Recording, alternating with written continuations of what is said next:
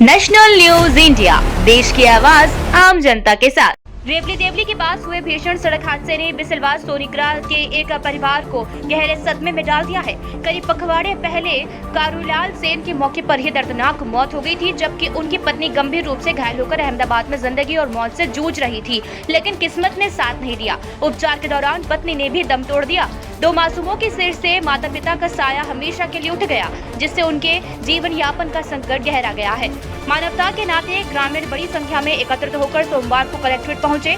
SDM Sanjeev Sahu के समक्ष उन्होंने बच्चों की स्थिति को बेहद दुखद बताते हुए मदद की मांग की। ग्रामीणों ने बताया कि हादसे के बाद दोनों बच्चों का भविष्य अंधकार में है। उनमें से एक बच्चा पशु चिकित्सालय में अस्थायी रूप से काम कर रहा है, उसे स्थायी नौकरी दी जाए। दोनों बच्चों की पढ़ाई और जीवन यापन के लिए आर्थिक सहायता प्रदान की जाए।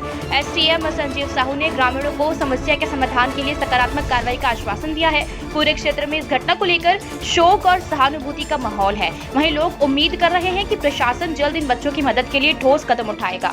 सोनीकरा से कारूलाल सेन जो सड़क हादसे में पूर्व में मृत्यु हो गई थी, उनके पश्चात उनकी पत्नी भी घायल थी। वो अहमदाबाद उपचार करा रहे थे उसका, और उपचार के दौरान 15 से 20 दिन एडमिट होने के बाद उनके कुल्ले में ऑपरेशन हुआ, रीढ़ की हड्डी में ऑपरेशन हुआ, लीवर में ऑपरेशन हुआ। उसके पश्चात उनकी मृत्यु हो गई। मृत्यु के पश्चात हम लोगों ने माननीय एसडीएम महोदय को अवगत कराया है कि भाई उनका जो दो छोटे छोटे बच्चे हैं, एक छोटा बच्चा है ये और चेतन, और एक वो जो पशु चिकित्सालय में प्राइवेट वहाँ जॉब करता है। तो हम लोग यहाँ आए थे एक सहानुभूति के तौर पे कि भाई उसको शासकीय किया जाए, गरीब परिवार है, तो ऐसी मांग करने के लिए आए और मांग रख रहे हैं।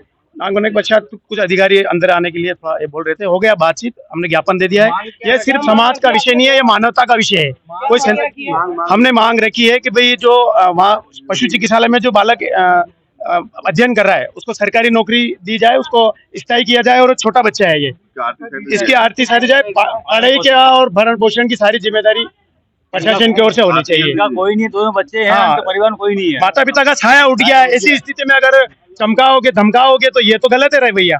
हालांकि एसडीएम महोदय से वापस चर्चा हो गई, उन्होंने कहा कोई दिक्कत नहीं, लेकिन आर्थिक सहायता के लिए हम लोग आए थे। हमने संस्था से बात रखी। हमने मेरा रमेश धनकर, मैं परिवार उनके पड़ोसी हूँ, और मानवता के लिए सब लोग आए हैं यहाँ, सभी समाज के वर्ग के लोग आए हैं। ये मानवता की बात है, कोई किसी एक व्यक्ति की बात नहीं है।